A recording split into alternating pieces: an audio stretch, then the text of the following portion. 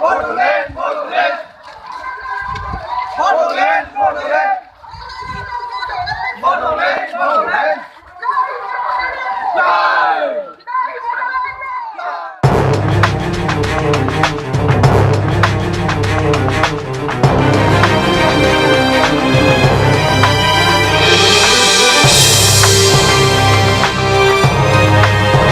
बर' हारिनि जारिमिननि बिखायाव मोननै सहायनो हायै जारिमिन।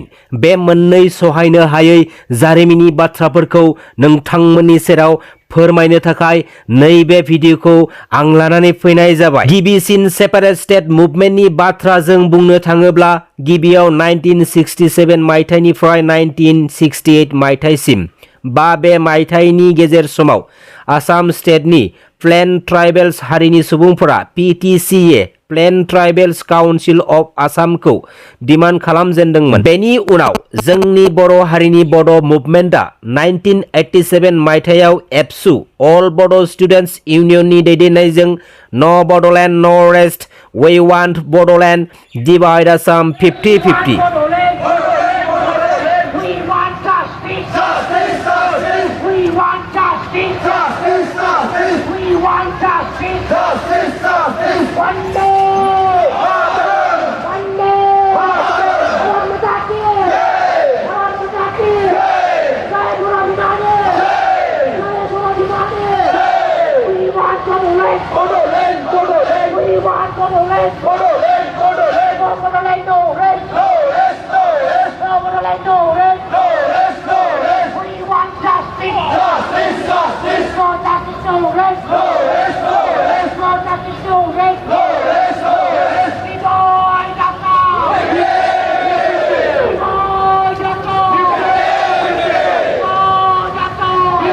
आरो बै समाव सिबिनां बर' हारिनि बिफा उपेन्द्र नाथ ब्रह्मनि दैदेननायजों जागायजेनदोंमोन। सोमावसारनायनि थांखि बायदियै बे बुहुमाव बर' हारिखौ मोनसे गेरेमसा हारि महरै सिनायथि होनाय, राव थुनलाइ धोरोम सानस्रि सोदोमस्रि गाननाय जोमनायजों लोगोसे जोंनि बर' माहारिखौ बे बुहुमाव रैखाथि आरो सुंथाना लाखिनो थाखाय मोनसे थांखि।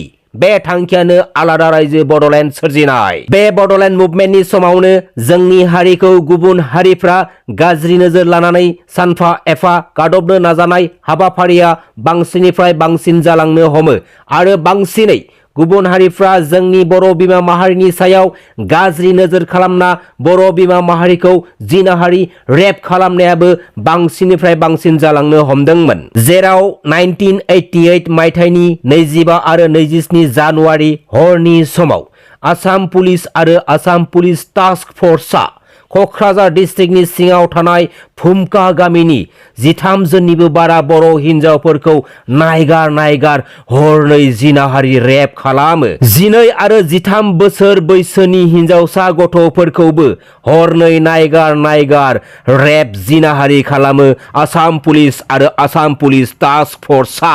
बेनि उनाव 1989 मायथाइयाव गफुराव एसामिसफोरजों आरो जों बर'फोरनि गेजेराव दानलाय सुलाय जानाय, जेराव 108 निबो बांसिन बर' गामिफ्रा सेवहांगार जालांदोंमोन। बर' हिन्जाव आरो देरफुनाय हिन्जावसाफोरखौ जिनाहारि खालामना बुथारनाय, उन्दै गथ'फोरखौ सारायनि ग्लब ग्लब गोदौनाय दै गुदुङाव होना बुथारनाय माखासे बै समनि जानानै थांनाय मोनसे गोथां जारिमिन। जेराव 60,000निबो बांसिन बर' फिसाफ्रा जिउखौ रैखा खालामनो थाखाय अरुणाचल हादोराव थाहैनो गोनां जादोंमोन आरो बे दावहायाव बर' सुबुंफोरखौ 500निबो बांसिन गुबुन हारिफ्रा बुथारदोंमोन आरो बे दावहाया एसामिस आरो बर'नि गेजेराव जादोंमोन।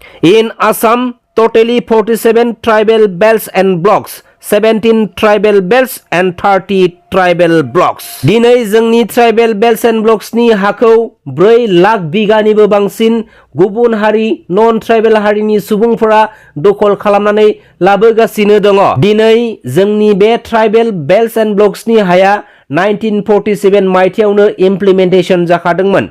दिनै इफेक्शननि बाथ्राखौ बुंनो थाङोब्ला सेक्सन 165 अफ द Assam land and revenue regulation 1886 amendment act 1947 allows for the eviction of unauthorized occupants of government land or patta land in protected belts and blocks बेवहाय रोखा रोखा मेनसन खालामनानै दोनखानाय जादों। नाथाय बयनिख्रुइबो दुखु गोनांसिन बाथ्राया जाहैबाय मा जेरावनोखि जोंनि बे ट्राइबेल बेल्ट्स एन्ड ब्लक्सनि हाया 1947 मायथाइयावनो इमप्लिमेन्टेसन जाखानाय नाथाय अब्लाबो मा जाहोननि थाखाय मा जाहोनाव दिनैसिमबो जोंनि बे ट्राइबेल बेल्ट्स एन्ड ब्लक्सनि हायाव जेसेबांखिनि नन ट्राइबेल हारिनि सुबुंफोरा दखल खालामनानै लाबोदों बैसोरखौ दिनैसिमबो मानो मा जाहोननि थाखाय इफेक्सन खालामनो हायाखै जोंनि ट्राइबेल हारिनि माहारियारि आफादनि लिडार्सफोरा ट्राइबेल हारिनि पलिटिकेल लिडार्सफोरा बे आसाम स्टेटनि गभर्नमेन्टखौ मानो दिनैसिमबो बे ट्राइबेल बेल्ट्स एन्ड ब्लक्सनि हायाव दखल खालामनानै थानाय नन ट्राइबेल हारिनि सुबुंफोरखौ इफेक्सन खालामनो थाखाय होस्रांनो थाखाय मानो गोख्रों दाबि दैखांनो हायाखै जोबोद दुखुनि बाथ्रा साननो गोनांनि बाथ्रा रायजो राजा नोंथांमोन যে ট্রাইবেল বেল্ট এণ্ড ব্লকত অনাকাংক্ষিত লোকৰ উপস্থিতিত অসমৰ জনজাতীয় লোকসকলৰ ভৱিষ্যত বিপদাপন্ন কৰি তুলিব। এই আইনখন ট্ৰাইবেল বেল্ট এণ্ড ব্লকৰ আইনখন আমি প্ৰণয়ন কৰা নহয়। এই ট্ৰাইবেল বেল্ট এণ্ড ব্লকৰ আইনখন কংগ্ৰেছ দলে আনিছিল আৰু এতিয়া কংগ্ৰেছে এই আইনখনক বিৰোধিতা কৰাটো মই নিজেও বুজিব পৰা নাই। কংগ্ৰেছ দলে স্পষ্ট ভাষাত ক'ব লাগে যে তেওঁলোকক ট্ৰাইবেল বেল্ট এণ্ড ব্লক লাগে নে নাই। তেওঁলোকে যদি সদনত নিজেই আইন আনে আৰু বাহিৰত আইনখনৰ বিৰোধিতা কৰে তেতিয়াহ'লে মই ভাবোঁ যে আমি কেতিয়াও এটা সচেতন বিৰোধী পক্ষ নাপাওঁ। তেওঁলোকে যদি কচুতলী উচ্ছেদৰ বিৰোধিতা কৰিছে তেতিয়াহ'লে মই তেওঁলোকক আহ্বান জনাম যে অহা বিধানসভাত ট্ৰাইবেল বেল্ট এণ্ড ব্লক উঠাই দিব লাগে বুলি তেওঁলোকে এখন নতুন আইন আনক প্ৰস্তাৱ আনক।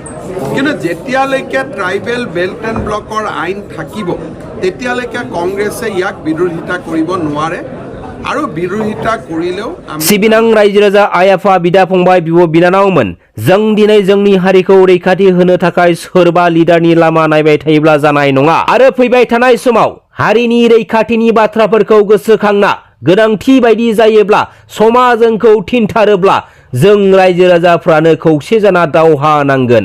जै बर' हारिनि जै बर' बिमानि खुलुमबाय गोजोन्थों।